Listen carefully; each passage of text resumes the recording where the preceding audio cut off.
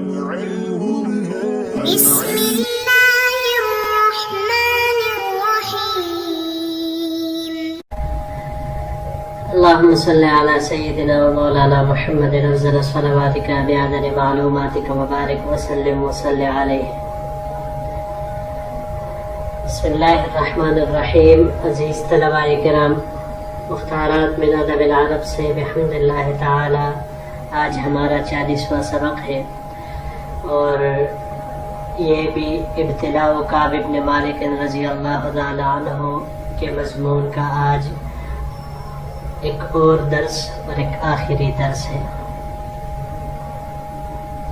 تو بڑھتے ہیں اپنے سلائیڈ کی طرف. وانطلقت إلى رسول الله صلى الله عليه وسلم فيتلقاني الناس فوجا فوجا يهنئوني بالتوبة. جب میں آپ صلی اللہ علیہ وسلم کی بارگاہ میں حاضری دینے کے لیے نکلا تو لوگ جوک در جوک ملتے تھے اور مجھے توبہ کے قبول ہونے پر مبارکباد دیتے تھے. یقولون لتہنئک توبۃ اللہ علیک، کہ مبارک ہو اللہ تعالیٰ نے آپ کی توبہ قبول کی. قال کعب، حضرت کعب رضی اللہ تعالیٰ عنہ فرماتے ہیں حتی دخلت المسجد فإذا برسول اللہ صلی اللہ علیہ وسلم جالس حولہ الناس، کہ جب میں مسجد نبوی میں داخل ہوا تو اچانک دیکھتا ہوں کہ حضور صلی اللہ علیہ وسلم تشریف فرما ہے اور لوگ آپ کے ارد گرد بیٹھے ہیں. فقام الی طلحة بن عبید اللہ یحرول حتی صافحنی وہنأنی، تو مجھے دیکھ کر حضرت طلحہ ابن عبید اللہ تیزی سے میری طرف دوڑے لپکے یہاں تک کہ مجھ سے مصافحہ کیا اور مجھے مبارکباد دی. واللہ ما قام الی رجل من المہاجرین غیرہ ولا انصاها لطلحہ، اللہ کی قسم مہاجرین میں سے سوائے حضرت طلحہ کے کوئی اور کڑا نہ ہوا، اور حضرت طلحہ رضی اللہ تعالی عنہ کا یہ احسان میں کبھی بھول نہیں سکتا.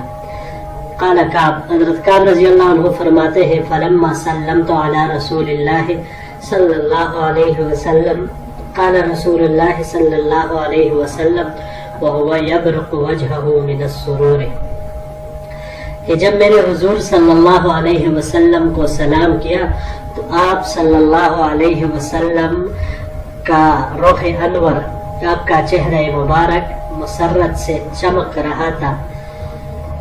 ابشر بخیر یوم مر علیک مذ ولدتک امک، اور مجھے کہا کہ بشارت ہو ایسے مبارک دن کی جو تمہاری زندگی کا جب سے پیدا ہوئے ہو سب سے بہترین دن ہے.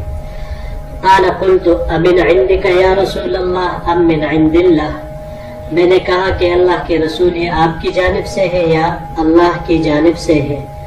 قال، یعنی یہ بشارت آپ کی جانب سے مجھے ملی یا اللہ نے مجھے دی ہے. قال لا بل من عند اللہ، نہیں بلکہ یہ بشارت اللہ کی جانب سے آپ کو ملی.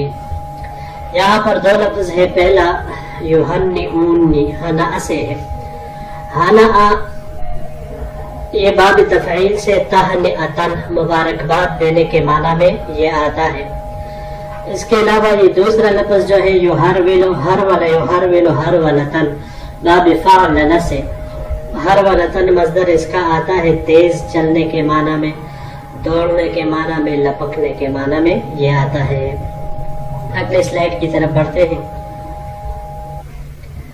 وكان رسول الله صلى الله عليه وسلم إذا سر استنار وجهه حتى كأنه قطعة قمر وكنا نعرف ذلك منه.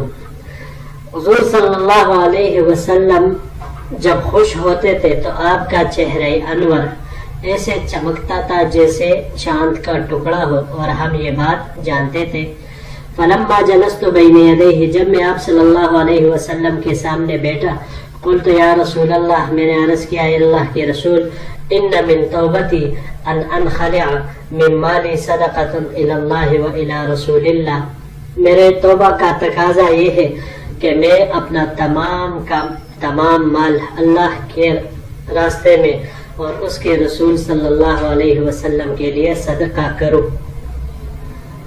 قال رسول اللہ صلی اللہ علیہ وسلم، حضور صلی اللہ علیہ وسلم نے ارشاد فرمایا، امسک علیک بعض مالک فہو خیر لک، کہ اپنا بعض مال اپنے پاس رو کے رکھو، یہ تمہارے لیے بہتر ہے. قلت، میں نے کہا، فانی امسک سہمی الذی بخیبر، کہ میں اپنا وہ حصہ اپنے لیے رکھتا ہوں جو خیبر میں مجھے ملا تھا. فقلت یا رسول اللہ، میں نے کہا اے اللہ کے رسول، ان اللہ انما نجانی بالصدق، بے شک اللہ تعالی نے مجھے نجات دی سچائی کی بدولت. وان من توبتی اللہ احدث الا صدقا ما بقیت، اور میرے توبے کا تقاضا یہ ہے، میرے توبہ کا تقاضا یہ ہے کہ میں اس کے بعد کبھی بھی جھوٹ نہیں بولوں گا. میں جب بھی بات کروں گا صرف اور صرف سچ ہی کہوں گا جب تک میں زندہ ہوں. فواللہ ما اعلم احدا من المسلمین ابلاه الله في صدق الحديث مذ ذكرت ذلك لرسول الله صلی اللہ علیہ وسلم الى يوم هذا احسن. اور جب سے میں نے آپ صلی اللہ علیہ وسلم کے ساتھ سچ بولنے کا عہد کیا تھا، اس کے بعد سے لے کر آج تک میں نے جھوٹ نہیں بولا. فواللہ ما اعلم احدا من المسلمین ابلاه اللہ فی صدق الحدیث مذ ذکرت ذلك لرسول اللہ الى یوم هذا احسن. یعنی جب سے میں نے اس بات کو حضور صلی اللہ علیہ وسلم کے سامنے ذکر کیا، اس دن سے لے کر آج تک میں نے کوئی ایسا شخص نہیں دیکھا جس کو اللہ نے مجھ سے زیادہ سچ بات کہنے کی وجہ سے نوازا ہو. جی تو اس میں ایک ہی لفظ ہے انخلع. انخلع خلع سے ہے، خلع یخلع خلعا باب فتح سے، نکالنے کے معنی میں، اتارنے کے معنی میں اور معزول کرنے کے معنی میں یہ آتا ہے. اسی طرح آغاز کرنے کے معنی میں بھی یہ استعمال ہوتا ہے، جیسے زمانے جاہلیت میں باپ بیٹے کو وہ نکال دیتے تھے اپنی جائیداد سے، تو اس معنی میں بھی یہ آتا ہے. اس کے علاوہ یہ باب کرومہ سے خلاعتن بے حیا ہونے کے معنی میں بھی آتا ہے. یہاں پر یہ باب انفعال سے استعمال ہوا ہے، انفعال سے انخلاعا، انخلع ينخلع انخلاعا، زائل ہو جانا، اس معنی میں یہ استعمال ہوگا. اور اگر باب تفاعل سے لیا جائے تخالعا تو معنی ہوگا باہم عہد کو توڑنا، اس معنی میں پھر یہ آئے گا. جی تو اگلے آخری سلائڈ کی طرف بڑھتے ہیں. مما ابلانی، یہ ما قبل عبارت کے ساتھ تھا احسن مما ابلانی، کہ جس کو مجھ سے زیادہ بہترین انداز سے نوازا گیا ہو، جس میں میرا امتحان ہوا. وما تعمدت مذ ذکرت ذلك لرسول اللہ صلی اللہ علیہ وسلم الى یوم هذا كذبا وانی لارجو ان يحفظنی اللہ فیما بقیت. اور جب سے میں نے آپ صلی اللہ علیہ وسلم کے ساتھ سچ بولنے کا عہد کیا ہے، اس کے بعد سے آج تک میں نے کوئی جھوٹ نہیں بولا، اور میں اللہ رب العزت سے امید رکھتا ہوں کہ جب تک میری زندگی ہے تو انشاءاللہ جھوٹ سے مجھے محفوظ رکھیں گے. وانزل اللہ علی رسول اللہ صلی اللہ علیہ وسلم، اللہ جل شانہ نے حضور صلی اللہ علیہ وسلم پر یہ آیات مبارکہ سورہ توبہ کی، ان حضرات کے توبہ کے قبول ہونے کے بارے میں وہ نازل فرمائی. لقد تاب اللہ علی النبی والمہاجرین الی قولہ وکونوا مع الصادقین تک، یہ 119 آیت تک یہ ہے.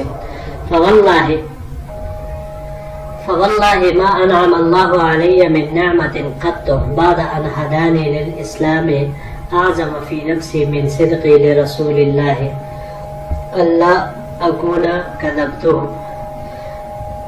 اللہ کی قسم، اسلام کے بعد اس سے بڑی نعمت مجھے نہیں ملی کہ میں نے رسول اللہ صلی اللہ علیہ وسلم کے سامنے سچ بولا اور جھوٹ سے پرہیز کیا.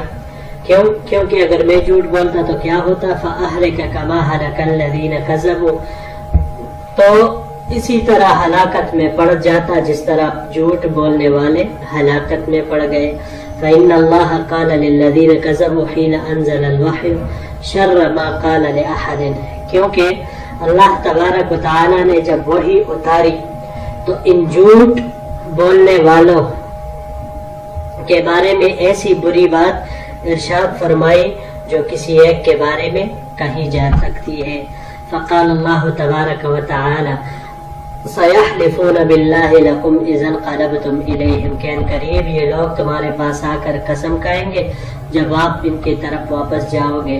الی قولہ فإن اللہ لا یرضی عن القوم الفاسقین، اللہ تعالی بے شک اللہ تعالی ایسے شریر لوگوں سے راضی نہیں ہوتا. تو اتنی بڑی بات اللہ جل شانہ نے ان لوگوں کے بارے میں فرمایا کہ اللہ ان لوگوں سے راضی نہیں ہوگا، بالکل راضی نہیں ہوگا. تو اللہ کا ناراض ہونا، اس کا ناراضی ہونا، یہ ایسی بڑی بات ہے کہ اس سے اوپر ہلاکت کی کوئی بات ہو ہی نہیں سکتی. جی تو یہاں تک یہ ہمارا آج کا سبق تھا. جیسے کہ میں نے پچھلے درس کے آخر میں آپ حضرات کے سامنے یہ بات پیش کی تھی کہ ہمارے لیے اللہ جل شانہ نے صحابہ کرام کی شکل میں ایک ایسی رہنمائی کا ذریعہ چھوڑا ہوا ہے کہ جن کو دیکھ کر ہم اپنی زندگی اور اس کے ترجیحات اس کو متعین کر سکتے ہیں، اپنے لیے سمت کو متعین کر سکتے ہیں، اپنے لیے کامیابی یا خدا نخواستہ معاذ اللہ ناکامی کو وہ متعین کر سکتے ہیں. تو بنیادی بات ہے جو اس سبق سے ہمیں جو سبق، اس مضمون سے جو سبق ہمیں حاصل ہوتا ہے وہ یہی ہے کہ ہر حال میں انسان کو اللہ کے حکم کے آگے گردن نہاد رہنا چاہیے. مسلمان کو مسلمان اسی لیے کہا جاتا ہے کہ وہ ہر وقت تسلیم رہے گا اللہ اور اس کے رسول کے حکم کے لیے، ورنہ خدا نخواستہ ذرا سی غفلت آ جائے تو پھر یہ واقعہ جو ہم نے پڑھا کہ اتنی بڑی آزمائش اور ابتلا ان حضرات کے اوپر آئی کہ قصداً ان کے دل میں نہ ایسا کوئی خیال تھا، نہ خدا نخواستہ نفاق کا کوئی وہ مسئلہ تھا، بلکہ ایسے ہی تیاری کرتے کرتے رہ گئے. تو ایسے میں اللہ کی طرف سے جو عتاب آئی، مسلمانوں کی طرف سے جو سماجی بات چیت میں قطع کلامی یا سب کچھ وہ قطع تعلق کی ایک صورت 50 دن تک وہ رہی، تو یقیناً یہ ایک ایسی چیز ہے جس میں عبرت ہے سب کے لیے کہ بھائی سب سے مقدم اگر کوئی شے ہے تو وہ اللہ ہے اور اللہ کا رسول اور ان کے احکامات ہیں. ان کے احکامات جب تک ہمارے سامنے ہوں گے، ہمارے اولین ترجیحات میں ہوں گے، تو ہم اللہ کے سامنے اولین درجے میں ہوں گے. لیکن ہم اگر اللہ کے احکامات، اللہ کے نبی پاک صلی اللہ علیہ وسلم کے طور طریقوں، ان کی زندگی، ان کی صورت، ان کی سیرت کو ثانوی درجے میں رکھیں گے، پیچھے رکھیں گے، پیچھے سے پیچھے رکھ کر چھوڑیں گے، تو پھر یقیناً اللہ جل شانہ ہمارے ساتھ یہی معاملہ کرے گا.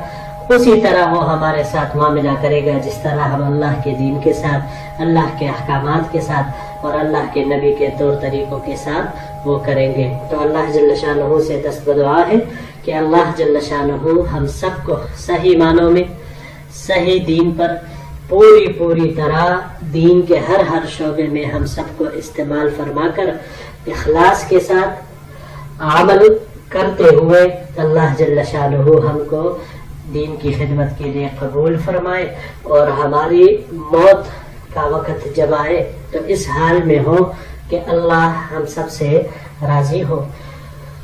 تو انشاءاللہ العزیز اگلے سبق میں پھر آپ کے ساتھ ملاقات ہوگی. السلام علیکم ورحمۃ اللہ وبرکاتہ.